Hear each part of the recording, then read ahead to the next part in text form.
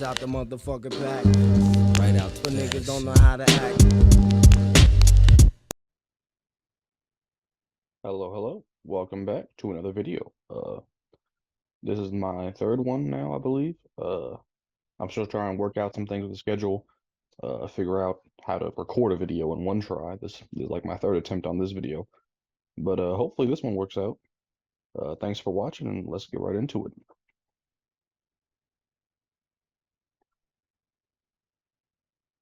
Okay, so there's going to be a mock draft, and this one will have trades, unlike the previous one that I did.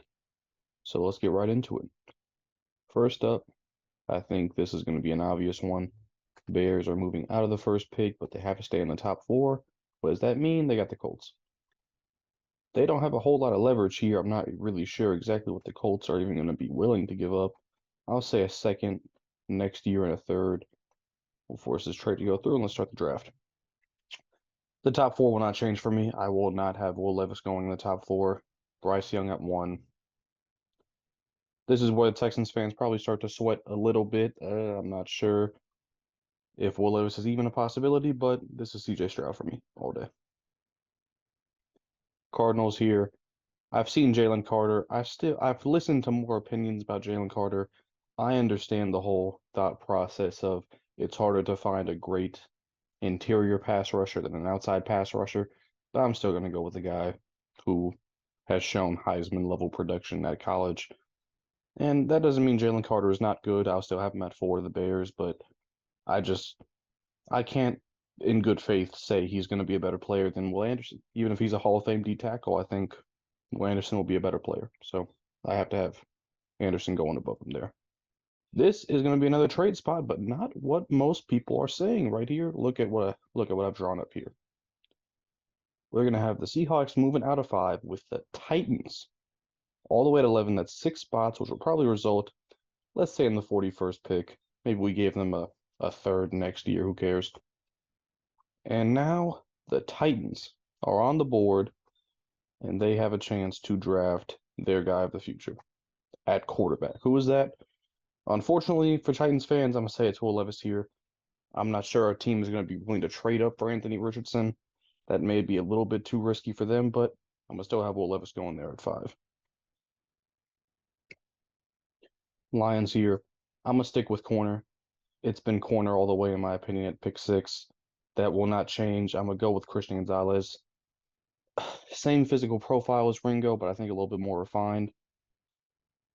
I think Lions fans especially would be more comfortable drafting him at 6. Raiders here at 7. Is this Anthony Richardson or is this a defensive player? I'm going to assume that they fixed something in free agency as far as quarterback goes, whether that's a trade or signing somebody. So instead, I'm going to give them some much needed help at pass rush, and that's Tyree Wilson. Falcons, same deal. They need help with the pass rush badly. No Seahawks at 5 to draft Myles Murphy, so he falls to 8. Let's draft him. Panthers here, you got incredibly lucky. You could have had 2 quarterbacks off the board before you. Instead, Titans came in to save you from drafting Will Levis, and now you get Anthony Richardson at 9. I think that's a good pick. Eagles, could be corner, could be pass rush, could be offensive line. I think offensive line is the least likely. The top 2 pass rush guys are off the board, so I think that leaves corner. Joey Porter falling to you at 10. I think that's a no-brainer in my opinion. Next up, my Seahawks 11. Not usually a spot you see the Seahawks drafting in these mock drafts, but hear me out here. Draft the best, most polished, most ready, most versatile offensive lineman at pick 11. Yes, please. I will take that any day of the week as a Seahawks fan. Texans here at 12. I usually have them taking a receiver here, and that guy's usually Quentin Johnston right here. However, head coach DeMeco Ryans, more of a defensive guy, likes to build from the inside out. So instead, let's give him a pass rusher. Let's give him a big physical pass rusher, can play inside or outside. And just a pure power rusher. That's not usually a pick I go there, but I think Lucas Van Ness is rising up draft boards and will most likely be a top 20 pick. Next up, Jets, I usually have them taking Skoronski here. Seahawks took him, but luckily for the Jets, most probably transferable from college to pro left tackle is here at Paris Johnson. I think that's the safest pick. Patriots, you could take Broderick Jones, another offensive tackle, but I'm gonna give him a corner. And I don't think there was a more Patriots type player in this class than Devon Witherspoon. I think he just fits what they want to do there. Gives them probably their biggest need, in my opinion, which is boundary corner. Packers here, I think it has to be a pass catcher. I've seen so many defensive picks here, and I don't think their defense is bad. I think it's okay. I think their offense is what held them back last season. Whoever's paying or whoever's playing quarterback, I think they need some help there. And I'm gonna give them Quentin Johnston. I think it just makes the most sense. Best wide receiver in the class, in my opinion, falls to you at 15. You need wide receiver more than anything. Should be a no-brainer. Commanders, I usually give them corner here, but my friend who's a Commanders fan, unfortunately, put me on to another one of their needs, which is interior offensive line, and I'll give them the best interior offensive lineman, O'Cyrus Torrence. Should open up some more running lanes. They're a run-first team, and help out in the pass game as well. Steelers here could go offensive tackle for sure, for sure, for sure. Instead, you know what? No, I'll give him offensive tackle. Broderick Jones here. He's a great player. One of the three best offensive tackles on the board. I think they also need corner, but finally fix the offensive line if you're Pittsburgh. Lions here. This is typically Brian Brzee. That will not change for me here. Just form a young, amazing young core on the D line between Brzee, Aiden Hutchinson, James Houston. It's just, I can't pass up on that in this mock draft. Buccaneers, a lot of needs, a lot of needs. Usually have them going corner. However, in the absence of Brady, I think you just got to take the best player available, and that's Bijan. Out of all the guys available at pick 19, Bijan probably has the highest chance to just change that franchise by himself. I think that makes the most sense. Seahawks at 20. I always almost go Trenton Simpson here. However, I think I don't know how many times I've done this, and Keely Ringo has been available. Similar mold to Tariq Woolen, except he was a better player in college. 23-1 as a starter, I believe. I can't pass on Keely Ringo as a Seahawks fan. He's almost never available at 20 in my mock drafts. I just have to take him. Chargers here at 21. They could possibly be releasing Keenan Allen in order to fit under the cap. So receiver could definitely be a huge need, but you could address that in multiple ways. I think one way is by getting a tight end, and Michael Mayer, best tight end in this whole class. Let's do that.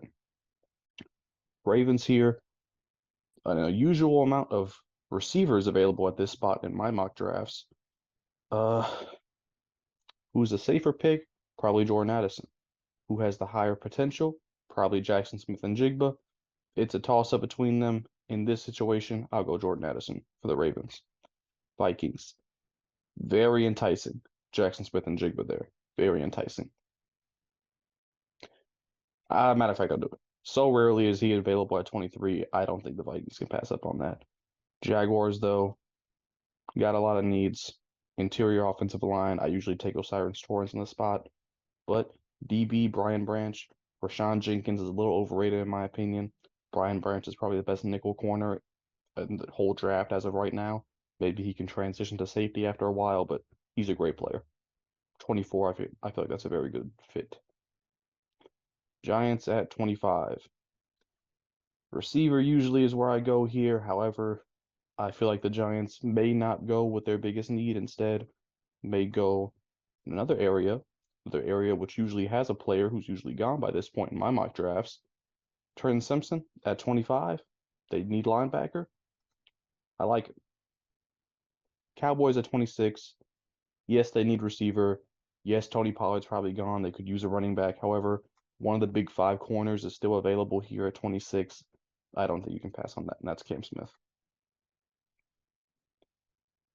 Bills, I usually go pass rush here. I've explained that in my previous mock draft. However, interior offensive line is also a need. Steve Avila had a great Senior Bowl, one of the best interior offensive linemen in the class. I'll give him here to the Bills at 27. Bengals, it just has to be Anton Harrison, in my opinion. Number one need has to be protecting Joe Burrow. If you can do that at 28 with a good offensive tackle, think that's the move. Saints. In the recent wake of the Alvin Kamara news, well, he'll probably be spending a year in jail. Jahmyr Gibbs makes the most sense. I mean, he's very comparable to Alvin Kamara, very similar game, extremely explosive. It just makes the most sense. I picked 29 for the Saints. Eagles at 30. I gave them a corner, did I not? I did give them Joey Porter. So here, let's go pass rush to address their second biggest, probably their biggest need. Who do you go? Nolan Smith, highest potential probably. BJ Ojulari, Will McDonald, Andre Carter, all good picks. But I'll go with the guy who's been shooting up draft boards lately, and that's Keion White. Chiefs, this will be a wide receiver as long as I'm doing mock drafts on this channel. If they don't take a receiver, that's fine by me, but Josh Downs, not usually available at this spot for me. I'll give him to the Chiefs at 31. Load, please. No, thank you. Okay, and here is my mock draft. 2.0. This one had a couple trades in it, really shook up the board, but I like it. It's different. Definitely do not see a draft looking like this most often. So, yeah, I'm happy with that. I'm proud of that one. Thanks for watching. Leave a like, subscribe, comment if you enjoyed. My next video I think will be my top 5 running backs evaluation. So be on the lookout for that. And yeah, thanks for watching. Peace. It's out the motherfucking pack. Right out the niggas don't know how to act.